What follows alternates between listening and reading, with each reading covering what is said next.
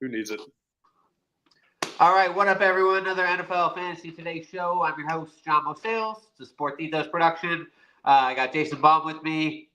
We are going to be tackling a lot of stuff. He's been writing about these teams that kind of switch head coaches, and they're probably going to have a big pivot in offensive philosophy. We're going to see where that's going to go, where they went last year, whether it worked, and we're going to look at some kind of mock drafts, positional spots, because that seems to be the rage right about this time. Everyone's getting their drafts ready, and where are you drafting? Where do you want to draft? Where do you not want to draft? So, Jason, what's shaking? Not much. Well, I mean, hey, it's the most wonderful time of the year. We're very much approaching fantasy draft season. I know some people probably have already had their drafts, but we're starting to get into the real thick of it here. Week 3 of the preseason is about to be, is about to happen. Where most of the starters probably won't play it down, just reserve them. So it's about that time. And we've seen some interesting shifts and trends as the last month has kind of gone along, and definitely looking forward to diving into that as well as some of the teams I've written about. So let's do that. Let's just kick off a little preseason talk. Do you watch much preseason? I can't really do it except for the last week. It's tough. I try to watch at least the first couple series of starters are going to play. Like last night I was definitely tuned in to the early part of that Bengals Commanders game, and it was it didn't disappoint. We got a few series of Burrow, we got a series of Jaden. Jaden looked really good. Granted, the Bengals defense is still extremely bad. So if you're a fantasy fan, I would say if that's any indicator of anything, especially with no Trey Hendrickson, Jamar Chase is probably your best bet as the number 1 pick, because the Bengals, it feels like the Bengals are going to have to score on every single possession just to be in game. Yeah, I agree. So that's perfect, because Washington, it looks like they're going to trade Brian Robinson Jr., right? They're holding him out. I don't know how much you're going to get for him. I think he's his contract year, but so they like this guy Chris Rodriguez, or is he a 7th round pick like Ja'Cory Smith-Crosby? Yeah, Ja'Cory Crosby-Merritt, 7th round pick, 245th overall. Oh, look at you! Yeah, I did a little research last night because I knew this question was coming. He played at the University of Arizona for a year, even though he had 13 carries last season. Not my school. So I think the one game he did play though was against us, and it was like 106 yards. But he had been getting some buzz, like even just pre-draft. So I'd been reading up on him, and he started getting buzz through minicamp, and now he's starting to make some real noise here in the preseason. It feels like he's going to ultimately be the guy, and he's still going very late in drafts for fantasy. So he could end up really being the steal of a lot of drafts, and with guys like that, could end up maybe being a league winner for you. Yeah, I took him in the keeper draft because they had all this buzz, and it was like 6th round rookie keeper. So it's like you're just taking anybody. But now it looks like he's got a shot at maybe being the RB1 on one of the best offenses in the league. Like it's just kind of crazy. But maybe this is just classic preseason smoke without a fire. It could be, but I feel like this one's a little more real than some of the other ones. Again, it's been buzz well before training camp and well before preseason that. With Crosby-Merritt, and now that Brian Robinson's being held out and potential of being traded, it feels a little more real. Yeah, okay, yeah, fair enough. And then there's this guy on the Pats. What is it, Efton Chisholm? Mm-hmm. Like he caught 2 touchdowns, or but is he even going to make camp? And because they don't really have any wide receivers that are are bankable. So. Yeah, I don't know about that. I mean, you're going to have Diggs coming back. He's, seemingly healthy. I mean, he's not going to put up, the numbers either with Josh Allen. But then you also have our boy Demario Douglas, who's probably going to be a little better suited now with Drake May and at least a little bit better in offensive line. And then also Kyle Williams. They drafted him fairly high in the 3rd round. So, yeah, Keyshawn Butte finished the season on a tear too. Yeah. Yeah, but I feel like if Butte – if they had that much confidence in Butte, they wouldn't have drafted Williams that high. He wouldn't have been a mid-round pick for the Patriots if they were that confident in him. So, you never know. Okay. Anyone else was playing well preseason that stood out to you? I'm not gonna lie, I've not watched much preseason. I know but just the buzz, right? Yeah, Caleb Williams had a very nice opening drive on Sunday. So that was good to see, considering some of the practice videos we've seen of him have been a little rough. So to see him do it in a game. Granted, it probably wasn't against the Bills' full defense, but still. Wait, sorry, who? I missed the name. Caleb Williams. Oh, okay. Oh, yeah. He's had a terrible camp. Yeah, he's 5 of 6 for 97 yards and a tutty on a Sunday night. So, Yeah, it was good to see him do it in an actual game. And again, he's got all the talent around him this year with no excuse. Like he has to get it done. They have a store-bought offensive line with plenty of experience. Store-bought, I love that. Yeah, it's true. And nobody in the draft. He has all-world skill players around him. He's got another year of DJ Moore now. He's got a Dunze back for year 2. They also drafted Luther Burton III, who is very, very good in college. They drafted Colson Loveland in the first round. And DeAndre Swift and Rashawn Johnson are still back. That's a lot of talented players around him. And, there's not a whole lot of drop-off there. Yeah, okay, we can talk about Chicago briefly because Rome is my top 5 must draft. Don't leave home without him. He's my Amex for this season. All right. But it's just that, right? The Bears have never had a 4,000-yard QB, right? A 4,000-yard QB, 30 touchdown. It's just inbred into the culture that they just QBs don't succeed. So at some point, if you go to a roulette table and it's been 30 red in a row, are you really going to go bet black? Maybe this year in the 10th round I might, which is where, out of all the drafting trends I've kind of seen and all the shifts I've seen, the one thing I haven't really seen shift is where Caleb Williams ends up in the draft. It's 10th to 11th round with him. Yeah, I was just doing a write-up on the sophomore QBs. Yeah, I think he's QB 16, which is a nice spot because I think he ran the ball a fair bit, but he was also under siege. But his yards per pass were terrible because the O-line. So it's you almost throw the rookie season out, right? So I'm trying to think. I like precedents. Can you give me one where the rookie or Trevor Lawrence? That's a good one, right?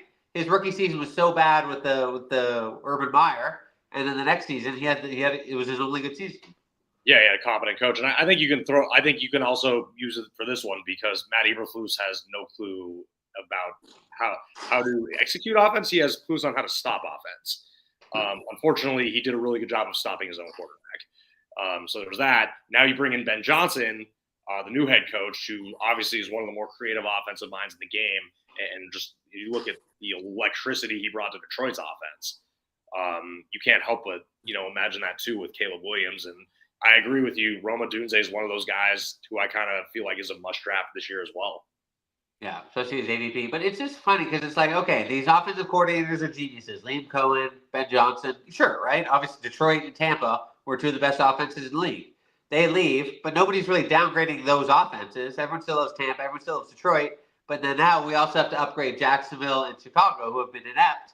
It's the transitive properties. It just doesn't seem if something goes up, something also must go down. Not everything can just keep staying up. So that's my only worry. Well, I think there's going to be a difference, but if you look at the talent around Tampa Bay and Detroit, there's no drop off. All those guys are back for both teams. No, not in Tampa. Godwin's out. Jalen McMillan's on the pup list. Yeah, Mike Evans is about to fall off a cliff. You got Emeka Ibuka, and Mike Evans is still walking 1,000 yards until proven otherwise. Bet it. I'll bet it. He's done. I was saying Ibuka's drawing a lot of hype, and he was arguably, I wouldn't say he was the best receiver last year at Ohio State, but he was also in a loaded room. But he was probably the second best, and he was damn good for them for years. So yeah, slide right in the slot. That's perfect. Okay, so let's get back to what we're going to talk about. So we're going to talk. Let's start with the Raiders. Yeah, Nathan's team. Right, they were actually one of the most pass-heavy teams last year, despite having Aiden O'Connell, Gardner Minshew, and some other guy I can't remember. It was Desmond Ridder for a yeah, gross, right? So they were throwing the ball because they didn't have any running backs. They had absolute trash in running backs. So now they brought in Pete Carroll. They brought in I always forget his name. The former Eagles coach, Chip Kelly, right? Yep. Who likes to play fast. So you wrote this. So talk to me. Where were the Raiders last year, and where do you see them going? The Raiders were almost 2 out of every 3 plays passed, but which also makes kind of sense because they were always playing from behind. It's not like they were ever in control of any games. That's true. So when you play from behind, you have to pass. Knowing Pete Carroll and understanding, he's was a thorn in my own personal side as a Niner fan for so many years. He likes throwing the ball. He likes to be physical. Draft Ashton Genty. You're not going to draft Ashton Genty 6 overall just to stash him and let him do nothing, right? Wait, you say Pete Carroll likes throwing the ball or running the ball? He likes running the ball. Yeah, running the ball. Yeah, exactly. Yeah. Physical football. Hard-nosed, physical, smash-mouth football. I mean, if you look at all the years in Seattle, he had Marshawn Lynch. They were a very run-heavy team. He was not keen on letting Russ cook. Yeah, exactly. It became a Even when hashtag. they had, even the Thomas Rawls and Chris Carson years, he was very keen on running the ball. And then even when they shifted away from those guys and, had the DK Metcalfs and the Lockett's and, those guys, still more, still pretty run centric. So I don't expect it to be any different in Vegas with him. Even with, Geno Smith, I think he knows the ceiling Geno Smith has and knows him well. They don't have any they don't have a true number one wide receiver. That offense is going to be built around Ashton Genty and Brock Bowers. Okay, but Geno was top 4 in passing yards last year, right? So it's like he can throw the ball. The Raiders, their defense still isn't going to be that good. They're still going to be playing catch up. Like, where do you see that rush pass split? And then maybe it's just a lot of like screens and checkdowns to Giante or Genty. Yeah, it could be. I don't see it being a true 50-50 split. I mean, you don't just go from like 63 to 64% passing down to 50. I think that's a little extreme, but I think I put in my article at least 5 to 10% of a drop from, in that passing game percentage drop. And I could see that, which is, still a bulk of carries for Genty. It's still a bulk of probably short passes for Genty and Brock Bowers. But again, their receiver room is a giant question mark. Right now their number one receiver is Jacoby Myers. He's, underrated, but at best he's a number 2 on a contending team. Yeah. Okay, and then what about Chip Kelly, right? The OC, right? We saw him in Philly. He likes to play fast. He loves throwing to running backs. Yep. How do you think he'll influence the offense? Like, is he making Genty like this must-draft player? I think everybody's going to say Genty's a must-draft guy, and I actually don't disagree with it. Just because, again, it's less about Chip Kelly and it's more about Pete Carroll's philosophy. Oh, wow, okay. Yeah, and just again, Pete Carroll loves to run the ball. There's a lot of Marshawn Lynch-like qualities in Genty that I see, and I can see them leaning heavily on him. Okay. Anything else on the Raiders? The one guy I'd watch out for, and you can get him extremely late in drafts, is their second-round pick, Jack Besh. A lot of Besh fans to Sportitos. No, he's a very solid wideout. He's playing with a lot, and he's got a world of opportunity. Like, the other thing with Pete Carroll is this, and people need to remember, is he is all about competition. He's all about opportunity. Most guys don't have spots locked down. They can be out-competed for it in a day. If you remember Russell Wilson's rookie year, wasn't expected to start. They signed Matt Flynn to a 3-year deal. A lot of money. And he didn't even start one game. So Beck could go up that depth chart pretty quick. So wasn't there some bad news early in camp? Was it, or maybe they like Trey Tucker, Dante Thornton? I remember I saw something because I like Batch, and then he got some really bad vibes. I'm not too sure. I haven't read up too much on any news with him. There was a pretty serious personal matter that happened with him early to start the year that he's getting through, and that's it's always going to be tough. But I feel like he's still a guy who could really emerge by the end of the year. Yeah, no, for sure. Okay, let's just go to where Carolyn came from, Seattle. So Seattle, again, even with Kenneth Walker, Zach Charbonnet, one of the worst O-lines in the league, they were super pass-heavy again last year. But they had DK, they had JSN, DK had a down year, Lockett kind of got washed. But Seattle was getting, they were getting killed offensively. But now who'd they bring? Who's their new coach now? Mike McDonald's in year 2. So it's not the OC they brought in. They brought in the new OC. Yes. Gotta look that up for a minute. But yeah, Seattle's it's Clint Kubiak. He said he run mandate. Like, they are going to be running the ball despite still having a terrible O-line. Yeah, they did draft Gray Zabel too, so they're definitely trying to shore it up. Charles Cross, I believe, is in year 3 or 4. Yeah, he gets hurt all the time.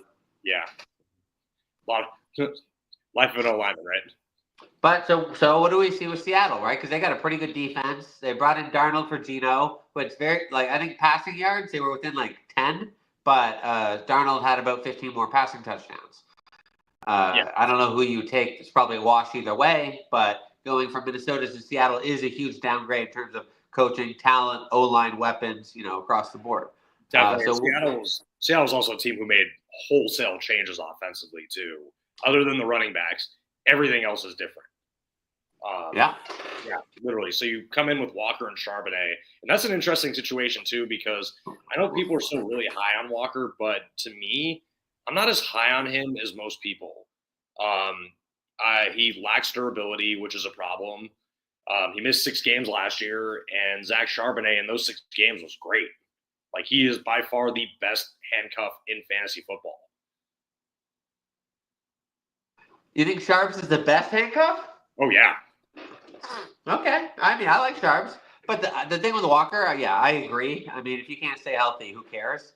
But it's just his improvement in the receiving game last year was unbelievable. Oh, yeah. Sharps was supposed to be that third down back, but Walker, I think, more than doubled his catches from any previous year. Like, he was a really weapon there. So it's like, if he can get 1,200 rushing yards, 400 receiving, 10 touchdowns, like, that's, all he has to do is stay healthy. I don't think nobody's worried about the production. Well, I'm worried about his health because that's a pretty big if for Kenneth Walker. Yeah. Yeah, no, for sure. So talk to me about Seattle. What they did last year. What are they going to be doing this year? So yeah, again, very more pass heavy team. I would expect them to lean a little more towards the run. Again, I don't see anything going from the 60s to a straight 50-50 run pass. Yeah, they were 37-63, right? They threw 38 passes a game, which is the 5th most in the league. That's a lot for Geno. Yeah. So obviously Geno's not there anymore, and Darnold's not a guy you can entirely rely on to straight up win you a game. I mean, if we learned anything at the end of last season, Darnold's not a guy who's going to, he's not going to really be able to shoulder that load, especially with an interesting receiver room. Like JSN had a breakout year this past year, and I think he's talk bad about my JSN. What? Oh, he's like I'm JSN is just give people are saying they're worried that Cooper in the slot, JSN in the slot. It's all just noise. JSN is going to have 200 targets. Wow, what a change for you, John. What? You're dumping Lad for JSN, huh? Oh my God, yeah. JSN's going to lead the league in targets. He's got 1,500 receiving yards. I think he's going to be very heavily relied on. Yeah, Cooper Kupp will be there, but again, is another guy. Can he stay healthy? Who cares? He's done. Cooper, he's washed. It doesn't matter if he's healthy or not. I'll tell you though, the guy who I'm going to say to watch out for, and you don't need to draft him, but he could end up being a very waiver wire target for you, and win you some games late in the year is Torrey Horton. I've been Torrey Horton. Okay. Yeah, he was a 5th or 6th round pick for them out of Colorado State, and this guy, he's been making plays in camp. And, I know it's kind of that early camp buzz, and all the smoke. I get it. But I've been watching this guy for a couple of years in college, and I just felt would always be a good pro if he ended up in the right situation. He's already pushing Marquez Valdez-Scantling for the number 3 job in the slot. I just feel like he's going to emerge eventually. It's not going to happen immediately, but it'll happen. But where does he play? Is he like the X receiver? Is he the deep guy? He's the X guy. He runs more. You're not going to see him run too many fades or too many go routes. You're going to see him more run the rest of the route tree and be able to just rack up yards after the catch. He's not that big, but he is physical. Okay. Yeah, oh, nice. Yeah. I'm a big fan of this guy, and let's just say I was personally not very happy to see the Seahawks draft him. Fair enough. Okay, so you said you love Sharps as the best handcuff. So are they going to be a situation like Detroit where you can play Monty and Gibbs? Like you could draft them both and start them in the same week? Or do you think Sharps is really, you got to wait for Walker to go down? I still feel like at this point, you're going to have to wait for Walker to go down. Drafting Sharps is good. It's a good handcuff to have. And I feel like Sharps will get a few more touches than he did last season when Walker was available and healthy. But he's a must-have handcuff because if you look at his numbers, the weeks Walker was out, he ran for at least 50 yards in every single game, and that was 6 games. He was RB1 in week 15. He knocked me out of the fantasy playoffs. He ran for at least 90 in a couple of them, and he ran for at least 1 touchdown in 4 of the 6 games that Walker missed. Okay, so let's say just Seattle versus the Raiders. Which offense are you buying? I'm still buying Seattle's. I think they have more all-around talent than the Raiders do. If you look at the receiver room, there's definitely still one that exists in Seattle. The Raiders one still needs a lot of work. The tight end room, obviously, the Raiders have Brock Bowers. And the Seahawks don't really have much at tight end right now. So there's that. And I think the running back room is just a little more established right now with Walker and Sharps than, we don't know what we're going to see yet with Genty. Okay. And then I think our last team was the Jets, who were, I think, second most pass happy team. They ran the least amount in the NFL. Rodgers supported 2 top 12 wide receivers in Devontae and Garrett Wilson, and Breece Hall just kind of I think he never had more than 18 or 20 rushes a game. Now they got Justin Fields. They got a whole new system. Talk to me about the Jets. Can I take a minute while I bang my head on my coffee table really quick about Breece Hall and his lack of touches last year? Yeah, you can. This is a team I expect to actually have a significant run shift with, Aaron Glenn coming in from Detroit, who had the two-headed monster, with Gibbs and Montgomery. But you have Justin Fields, who's definitely a more run-centric quarterback than Aaron Rodgers was. And, his passing accuracy wasn't great. So I would expect a lot more of – but the problem with the Jets, and we don't know this, is, Fields will run it in the red zone. So that automatically makes him a viable fantasy quarterback no matter how much he struggles throwing the ball. But if you're trying to draft a Jets running back, oh, man, it's like – yeah, I don't know. This one's tough. So you don't like Breece this season? I don't want to say I don't like Breece. I'm very worried about Breece. The usage, health, what? The usage is a big thing. There's been talk about a committee, even though he's the clear-cut number one guy. But Braylon Allen is still viable, and Isaiah Davis may get some touches too. They may ride the hot hand. Again, Glenn's style. Glenn coming from Detroit, and you think about Montgomery and Gibbs, but they were also very able to effectively run the ball. We don't know what we're going to get out of the Jets. It is such a giant unknown. Right now, I'm a little squeamish on drafting Jets. Yeah, no, me too. But I mean, like last year, like they were. Well, Breece was a bust, but Wilson actually had a good season secretly somehow. Yeah. But they're still going to put up points. But so what about Garrett Wilson, right? Like now he's the wide receiver 1. But is it back to when he had my brain doesn't work anymore. Flacco, right? Huh? No, not Flacco. The guy they drafted second overall. Oh, Zach Wilson? Yeah, Zach Wilson throwing to him, and he would have to catch one-handed and essentially throw it to himself. Do we like Garrett? If you don't like Breece Hall, we don't like Garrett Wilson. So it's like, what, the Jets are just a joke? I would say the one difference is Garrett Wilson and Fields have some built-in chemistry just from being college teammates. That helps. Ooh, oh, I like that. Yeah, they played together at Ohio State. That definitely helps a little bit. Granted, talent disparity is a little bit different in Columbus versus, what you're going to see in the NFL. The other good news is, just looking at the, majority of their divisional games. There's no premier. Are there really any premier pass rushers right now in the AFC East that you have to you circle on your calendar? You're like, I got to deal with this guy, and this guy's going to make my life hard throwing the ball as a quarterback right now. So I don't think they are. Okay. So that helps. Wilson, his draft, his ADP has been around third, late third round, mid-late third round, which I really don't have an issue with. I don't know. I have a thing. It's like, this is a pod. They're talking, when you draft the wide receiver, you're also marrying the quarterback, right? So it's just like, give me a wide receiver 2 on a great offense rather than a great wide receiver 1 with a shitty quarterback. I've just seen it too many times. He'll get, 13 targets, but he brings in 6, and he's going to get 67 yards and no touchdowns. I'm out on Garrett. I'm probably out on the Jets, but Fields I'm kind of coming around on because, I keep hearing he ran for, the most yards ever. I think it's 2 years ago in Chicago for a quarterback. He is going to run the ball. He runs in the red zone. He's going pretty late. So I'm kind of coming around on Fields a bit, but I don't like the turf. I don't like the Jets. Yeah, no, I'm kind of the same way. I'm very squeamish on the Jets, but I also do agree with the Fields part. If you can get him late, why not? It's good late. Everybody forgets last year he had a QB1 game against the Colts in Indy where he had 30 fantasy points, and then Mike Tomlin for some reason pulled the plug on him. Well, yeah, he made a promise, but so the Jets, right? They were 36-64 run pass split. Are they going to go 50-50? Will it be the biggest switch up in the history of the NFL? I feel like if there's one team who could end up doing 50-50 in this case, it's the Jets. All right, because rely on your defense, run the ball. But so I don't know. But Breece, I feel if he's getting the carries, but I'd have to see how much Fields checks down, right? Because that's how Brees is going to get you screen game, right? So yeah, Brees' screen game would be great, but yeah, he doesn't. Yeah, I don't know how many carries he's truly going to get, especially again. I know when Glenn first got there, they had talked about the potential of committee, and they have 3 capable backs. Not really. They got Brees, Allen, Isaiah Davis. Like they have, Braylon Allen had an okay rookie season, but I think he's like 3.7 yards per carry. Like it's not like he was like dusting people. Yeah, not yet, but I mean, he started getting some red zone touches, and if you're a Brees Hall owner, that was legit.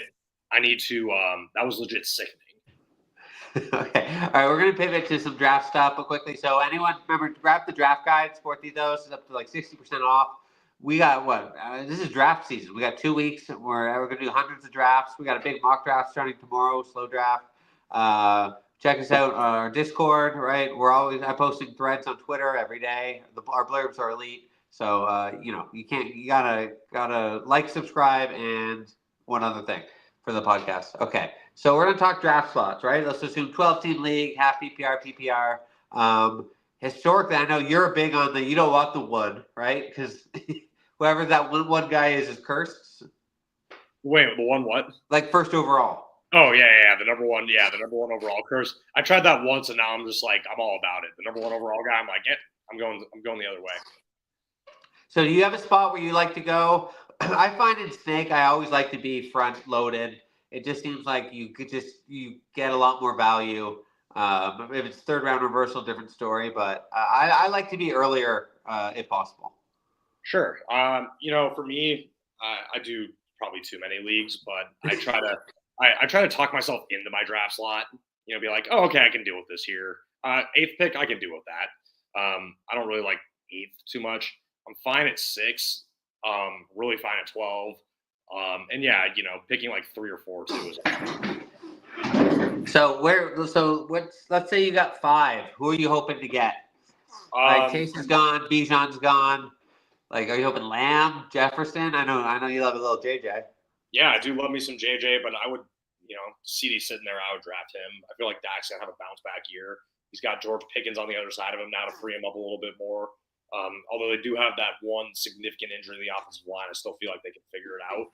And yeah, CD will probably be a big part of that offense again. He still had a great year last year, despite the fact they shut him down. I had an okay year, yeah. Where do you want to go? Because I find this is like 8-9 person that first round, and then you got to take like the Puka, or you're just going on a little bit of a less guarantee. Sure. Actually, so just looking at some mock drafts I've just messed around and done during the course of the last month and a half or so. Early on, like right before training camp started, it seemed like the trend was to draft receiver early. Now it seems like that trend has really shifted, and hero running back seems to be making a return as a strategy. So maybe going that way. If you're sitting at 5, Gibbs, Bijan, or Saquon are there. Even with the mileage on Saquon, they're still playing a very competent offense. And they'll find a way to for him. He may not be the fantasy number 1 overall player. He'll still be an elite running back. Yeah, it's weird because it's like he wasn't very explosive last year. I got into this one time, and it's like his longest run I think was 37 yards. Maybe sometimes I confuse him with Kyron, but he's got one of the best cuts. Right, his sidestep is crazy. He's got his full range of motion. So I think maybe it was just an off year, and he's going to explode this year. I love Bijan. But for me, when I'm thinking my spot, I'm thinking about like where I am in the next round, right? So if I'm drafting 4, and when it comes back at 18 or 12, 20, who am I now? Who can't I get? Like who's off the table for me, right? That's what I really like to consider. Yeah. So at this point, it seems like there's still going to be a lot of running backs available in the back of the second round. So like Kyron Williams, James Cook, maybe even Jonathan Taylor. Some of those other like the Chuba Hubbards, Amarian Hampton. So there are going to be running backs available. So you don't really have to desperately take a running back if there's a good, still a good wide receiver 1 there. All right. So let's say it's your draft, big money draft. You get first pick at any spot. Where are you going? Wait, I get to choose my draft slot? Yeah. Like, is there a player you're targeting for in the slot or like a tier? I wouldn't say I'm targeting players because I've made that mistake too many times. I don't want to date myself too much here, but I'm going to go back 12 years ago here. The time I targeted Trent Richardson at 7 overall in 2013, Ouch. killed my entire season. So yeah, I try not to. And then a couple years ago, for some strange reason, I targeted Najee Harris too. I felt infatuated with him in his sophomore year, and that one somehow still made the playoffs out of that. But yeah, he played every game, so yeah, that was a mistake. Yeah, so I try not to target specific players anymore. Just try to let whatever the draft falls, it may. However, there's certain maybe strategies that I try to deploy depending on if it's keeper league or not. No, it's just like I am. It's tough because like I've been saying all summer, got to go running back early because like in that 7, 8, 9, 10, there's all wide receivers that are all awesome. But it's like I'm not leaving my first 2 rounds without either Nico Collins or Drake London.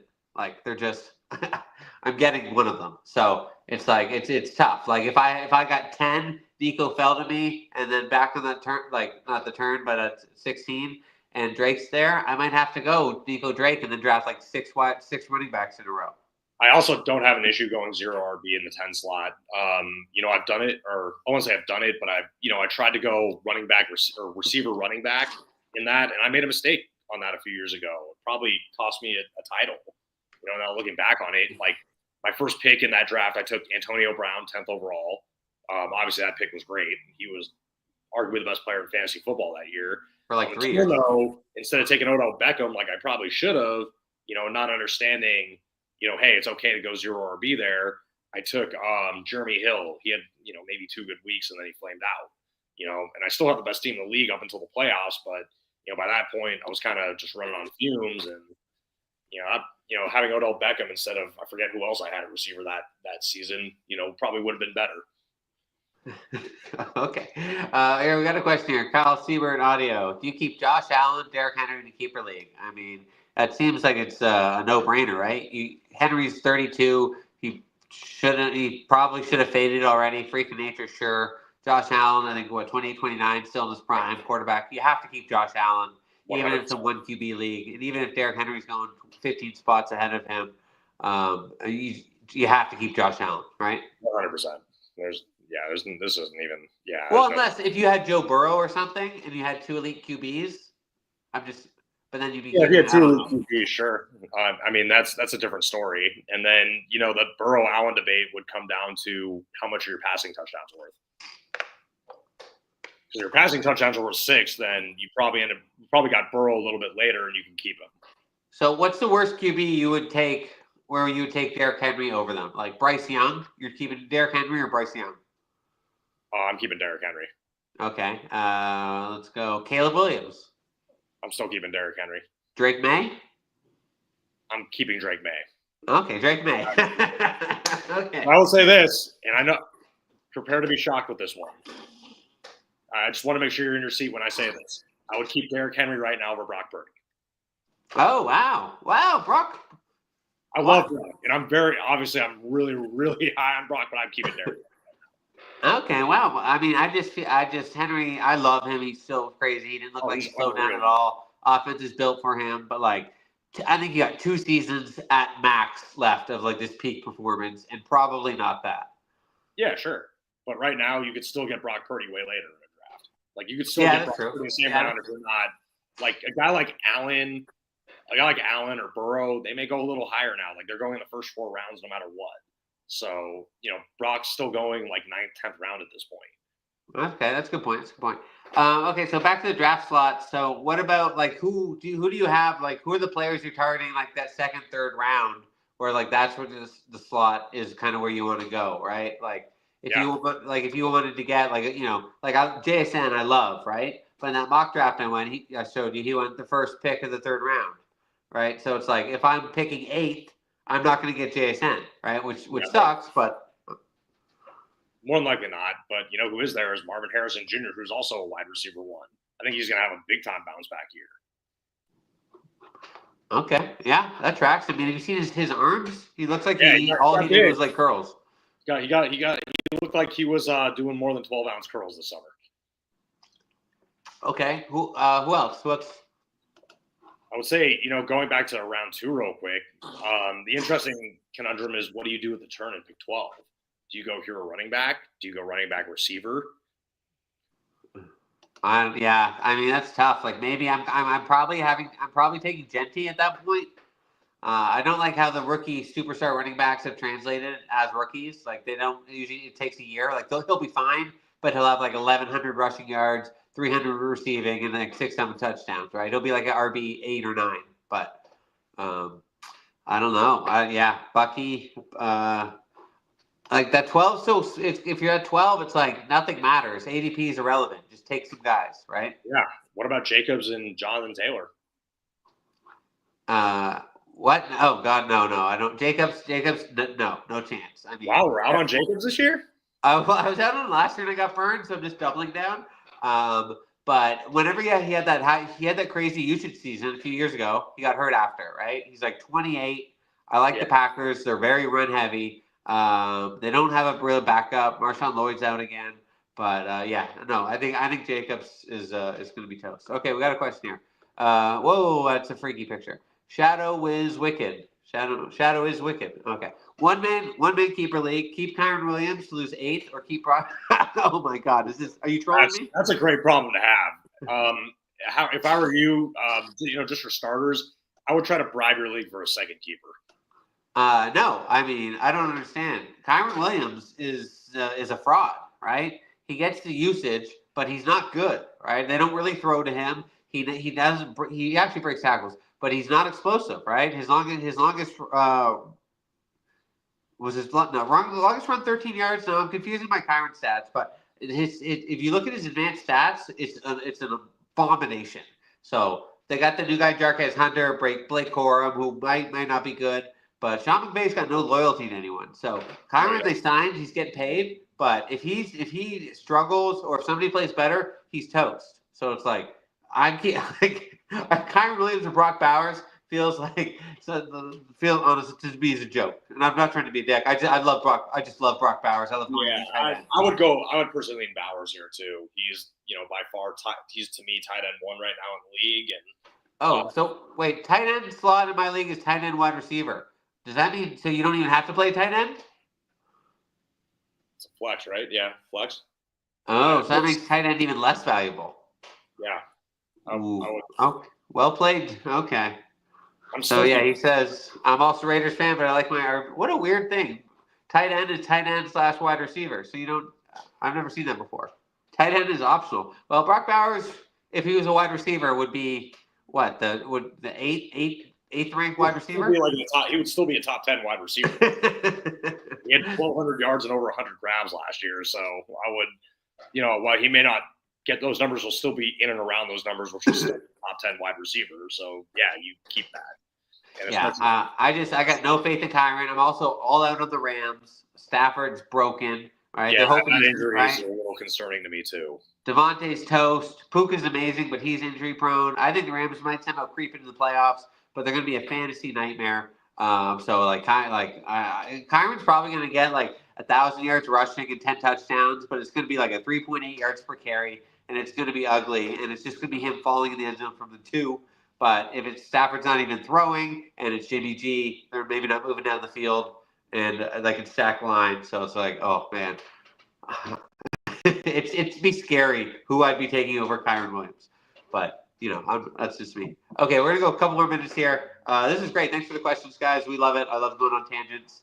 Who else? Let's talk rookie running backs because you watched a lot of college. And I wrote about like what if you only went rookie running backs? Like maybe you don't get Genty, maybe you don't get Hampton, but I'm talking you go Jaden Blue, you go RJ Harvey, you got Travion Henderson who's blowing up. Right? There's all these rookie running backs, and a lot of them seem pretty good. Yeah. I would after those first 2, after Genty and Hampton, I'm going Travion Henderson. I would say right now he's number 3. I think I'm kind of done with the Ramondre Stevenson experience. But there's so many more. There's serious depth this year. There was 30 running backs had a draftable grade this year. So basically one for every team. So yeah, RJ Harvey, but he was put in the RB5 in the depth chart, so that was scary. Even though he was like my favorite pick, but he's still looking good in preseason. Yeah, he also signed Dobbins, which immediately takes a hit to his immediate value. Long term dynasty, sure.